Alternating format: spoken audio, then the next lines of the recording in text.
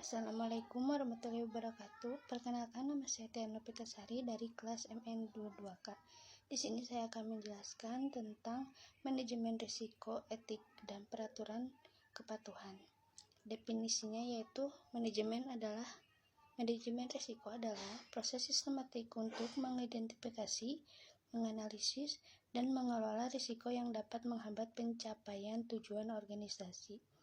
Nah, selanjutnya tujuannya meminimalkan dampak negatif dan memaksimalkan peluang. Nah, selanjutnya pentingnya etika dalam manajemen risiko yaitu kepercayaan stakeholder. Etika yang baik membangun kepercayaan dari pelanggan, investor, dan karyawan. Reputasi perusahaan yang berpegang pada prinsip etika cenderung memiliki reputasi yang lebih baik. Selanjutnya, kepatuhan hukum. Etika kuat membantu organisasi untuk tetap mematuhi peraturan dan undang-undang yang berlaku. Selanjutnya ada prinsip-prinsip etika. Yang pertama, transparansi, keterbukaan dalam komunikasi dan keputusan. Selanjutnya, akuntansibilitas, bertanggung jawab atas tindakan dan keputusan yang diambil. Yang selanjutnya, keadilan, memastikan perlakukan peradilan bagi semua pihak. Yang selanjutnya ada peraturan kepatuhan.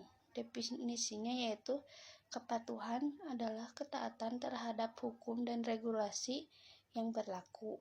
Contoh regulasinya yaitu seperti Sarbanes-Oxley yang mengatur perusahaan publik di AS untuk meningkatkan akuntabilitas transparansi.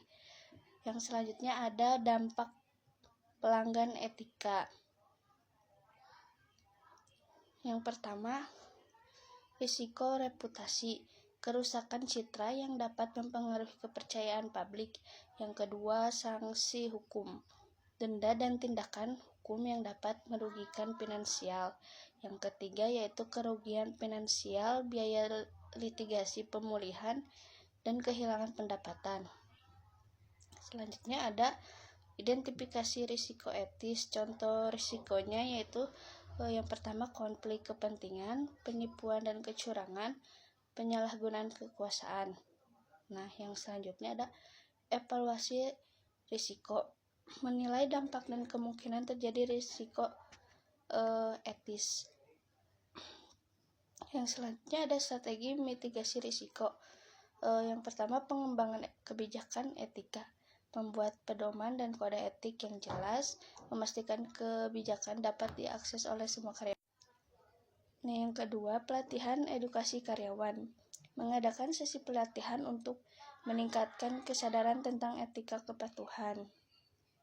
Selanjutnya ada peran manajemen dalam kepatuhan. Yang pertama, pemimpin sebagai teladan. Manajemen harus menunjukkan komitmen terhadap etika. Yang kedua, penciptaan budaya etis, mendorong lingkungan yang mendukung integrasi dan transparansi. Nah, yang selanjutnya ada pemantauan dan audit. Yang pertama, sistem pemantauan, implementasi sistem untuk memantau kepatuhan dan etika. Yang kedua, audit internal, yaitu evaluasi rutin untuk menilai efektivitas kebijakan dan prosedur. Selanjutnya ada teknologi dalam manajemen risiko. Yang pertama, penggunaan teknologi, yaitu alat membantu mengidentifikasi dan mengelola risiko. Yang kedua, ada analitik data, menggunakan data untuk memahami pola dan tren risiko. Cukup sekian penjelasan dari saya. Wassalamualaikum warahmatullahi wabarakatuh.